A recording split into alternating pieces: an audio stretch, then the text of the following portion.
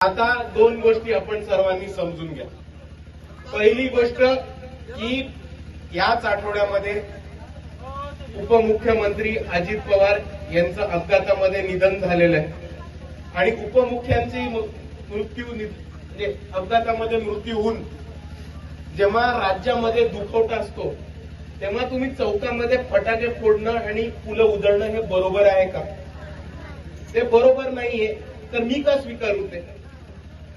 ही पहिली गोष्ट। दुसरी गोष्ट, आपण फुले शाहू आंबेडकरवादी आहोत की नाही? आता मला सांगणं, कोणतरी मोठा राजा आला किंवा राणीच्या पोटातनं येणारा कोणतरी सरदार आला तर त्याच्यासाठी ज्या पद्धतीने आपण फुलांचा वर्षाव करतो, फटाके लावतो आणि हा सगळा फालतूपणा जो करतो, हा आपल्या फुले शाहू आंबेडकरवादी चळवळीमध्ये बसतो का? मग कशाला हे नाटकं करता सगळीकडे? यापुढे मी आपल्या सर्वांना सांगतोय की वंचित बहुजन आघाडीच्या कार्यक्रमामध्ये कुठेही फटाके, हार, तूर, फुलं हे वापरले जाणार नाही।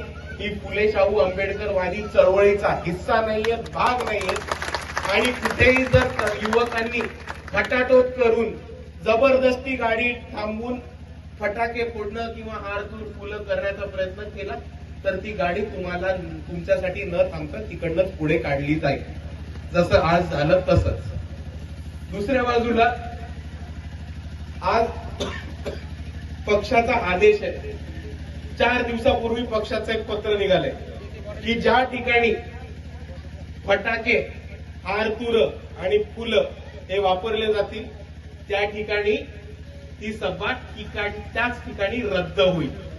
हे आपण सर्वांनी वाचलंय, कार्यकर्त्यांनी, पदाधिकाऱ्यांनी वाचलंय। मग आज हे सगळा प्रकार कशासाठी होतोय?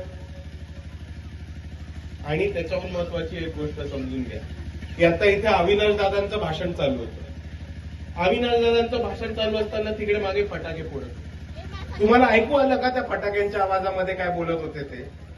मग हा काय तुम्ही लावलंय की तुम्ही एका वक्त्याला बोलवणार? अविनाश दादा परभणीमध्ये राहतात का?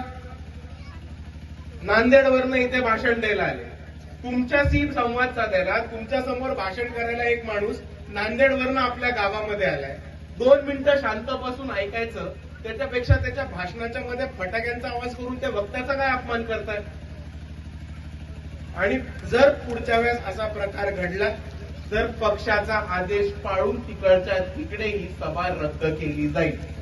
आज माझ्यावरती पक्षाचा आदेश होता ही सभा रद्द करायला, पण आपण सर्व खूप वेळ थांबलात म्हणून मी ती रद्द नाही करू शकलो। मी नुसतं सत्कार न स्वीकारता पुढे आलो, पण ह्याच्यानंतर हा कोणताही प्रकार होताना कामा नाही। जर हा प्रकार घडला तर वंचित बहुजन आघाडीची सभा तिकडच्या तिकडे रद्द होऊन जे कोणी व्यक्ती आले ते परत घरी निघून जातील। मान्य सर्वांना? ओके।